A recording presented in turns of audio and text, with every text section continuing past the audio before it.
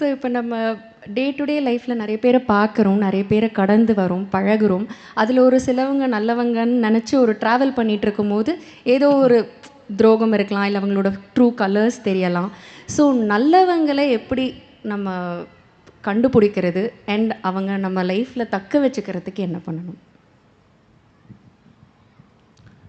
நம்ம நல்ல எண்ணங்களை வச்சுக்கணும். பரந்த மனப்பான்மை இருந்ததுன்னா, மற்றவங்க யாரோ தப்பு குற்றம் செய்தாங்கன்னா, அவங்க குற்றம் செய்தவங்க எதனால் அந்த குற்றத்தை செய்தாங்கன்றதை நம்ம ஆலோசிக்கணும். நம்ம என்ன பண்ணுறோம், குற்றவாளின்னு அவங்கள சொல்லி அவங்கள தூர வைக்கிறோம். தூர விலகி வைக்கிறதுனால பிரயோஜனம் வராது.